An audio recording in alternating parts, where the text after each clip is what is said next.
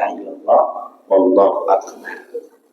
Ini penting untuk kita lazimkan, untuk kita dawamkan, untuk kita pelihara ucapan-ucapan ini ya. Kenapa ini penting? Karena sekali lagi 4 kalimat ini adalah salah satu kalimat yang top markotop, kalimat yang luar biasa, yang dahsyat, kalimat yang paling disukai oleh Allah Subhanahu wa taala selain Al-Qur'anul Karim. Dan kalimat-kalimat ini banyak ada di dalam Al-Qur'an. Mas Ali sering baca surat Al-Isra, Subhanalladzi asra bi'abdi, awalnya kalimat subhanallah ya, itu sering dipakai juga di Al-Quran juga ada. Nah, terkait salah satu dengan kalimat ini yaitu la ilaha illallah, ini ada di dalam satu riwayat di kitab At-Tibai, itu disebutkan bahwa umat Nabi Muhammad SAW itu dibagi atas 3 golongan. Golongan pertama, sulusu yadkhuluna jannata bighairi hisab. Ada sepertiga umat Nabi Muhammad SAW yang pertama yang masuk surga itu tanpa hisab. Kenapa? Saking banyak amalan-amalan ibadah yang mereka lakukan ketika hidup, amalan-amalan kesalahannya sudah diampuni. Ketika masih hidup, punya salah dengan orang, dia sudah minta maaf, punya salah dengan Allah, sudah bertaubat. Sebelum meninggal dia sudah melakukan itu, maka dia masuk golongan pertama, sulusu yadkhuluna jannata bighairi hisab. Ada orang yang kedua, orang yang wasulusu yatuna bidzunubihim wa khatayahum fayughfaru lahum. Orang yang datang ke hadapan Allah Subhanahu wa taala membawa pahala ibadah dengan pahala dosa, tapi imbang.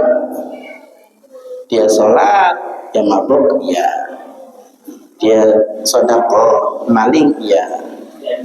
STMJ. Apa? Sholat tetap, maksiat jalan, gitu ya. Tetapi fayughfaru lahum, Allah ampuni ini orang-orang seperti ini karena melakukan kebaikan-kebaikan, melakukan taubat, akhirnya diampuni oleh Allah Subhanahu wa taala. Dan yang celaka lagi, ada golongan yang sepertiga yang lain. Bidzunubin wa khatayahum yudham. Sepertiga umat Muhammad yang terakhir itu datang dengan bidzunubin wa khatayahum yudham, dengan dosa dan kesalahan yang sangat besar. Jadi hampir seluruh hidupnya itu digunakan untuk maksiat. Tidak ada kebaikannya sama sekali. Ya, orang-orang dalam golongan ketiga ini peluang masuk surganya itu sangat kecil. Sampai dilaporkan berulang-ulang oleh malaikat kepada Allah Subhanahu wa taala, cek lagi barangkali ada kebaikannya. Cek lagi barangkali ada kebaikannya. Terus ternyata malaikat menemukan satu kebaikan. Apa kebaikannya? Khairu annahum yashhaduna an la ilaha illallah. Golongan ketiga ini pernah mengucapkan kalimat la ilaha illallah. Pernah mengucapkan kalimat la ilaha illallah. Ini menandakan bahwa umat Nabi Muhammad SAW tidak boleh berputus asa dari nikmat dan rahmat Allah Subhanahu wa ta'ala. Kalimatnya jelas, la taqnatu min rawhillah innahu la yai'asu min rawhillahi illa al-qaumul kafirun. Ya, jangan kita berputus asa dari nikmat Allah, dari rahmat Allah, dari kasih sayang Allah. Tidaklah orang yang berputus asa itu kecuali orang-orang yang kafir. Jadi kita, apapun kondisi kita, jangan pernah berpikir kalau kita tidak akan dapat kebaikan nanti di akhirat. Maksiat sebanyak apapun yang kita lakukan, jangan pernah menjadi penghalang kita untuk beribadah kepada Allah. Lah, saya mah dosanya banyak, ngapain sholat? Kayaknya sholat saya dengan nutup untuk menutupi dosa saya. Jangan. Kalau kita sudah seperti itu, sudah berputus asa dari rahmat Allah, ya kecelakaan terus-terusan. Jadi sebanyak apapun keburukan dosa yang kita lakukan, sebanyak apapun dosa yang kita lakukan ketika hidup, jangan mencegah kita untuk beribadah kepada Allah. Jangan berkecil hati. Saya mau udah terlanjur, sudah tua, nggak bisa sholat, ngapain sholat?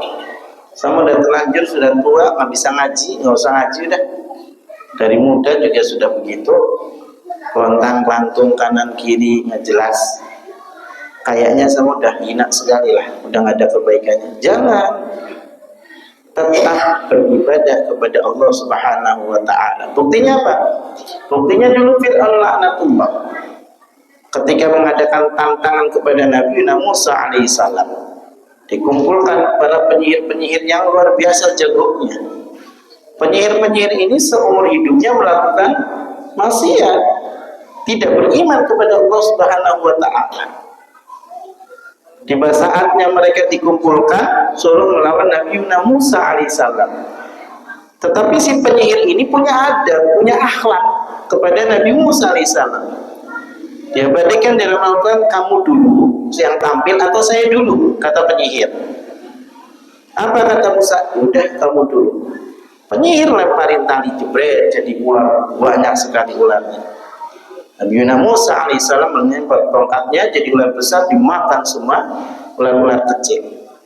Dan penyihir ini setelah kejadian itu beriman kepada Musa alaihissalam, beriman kepada Allah Subhanahu wa Ta'ala. Diancam sama Fir'aun, mau kembali percaya saya, nyembah saya, atau ikut Musa. Para penyihir ini karena melihat kehebatan luar biasa yang tidak mungkin diberikan atau dibuat oleh manusia biasa, yang memilih untuk ikut Musa alaihissalam. Dan akhirnya mereka semua dihukum mati oleh Fir'aun laknatullah. Tetapi matinya mereka insya Allah dalam keadaan syahid, dalam keadaan beriman kepada Allah. Padahal seumur hidup itu tidak pernah melakukan kebaikan, tapi karena ada akhlak, karena ada adab, Allah berikan hidayah. Nih, akhlak, adab juga penting. Ini juga yang membuat Nabi Adam alaihissalam diampuni oleh Allah Subhanahu wa Ta'ala. Berbeda dengan iblis laknatullah. Kalau iblis nggak ada akhlaknya, sudah nggak mau nyembah, nggak mau tobat, malah minta ditangguhkan, malah minta nyari teman sebanyak-banyaknya.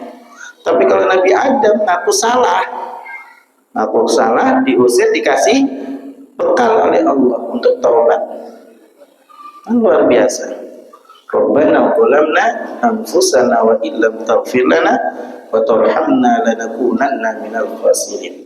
Kasih sama Allah, ya balik lagi ke surga. Tapi iblis akhlak, nggak punya akhlak, selesai. Maka penting kita untuk selalu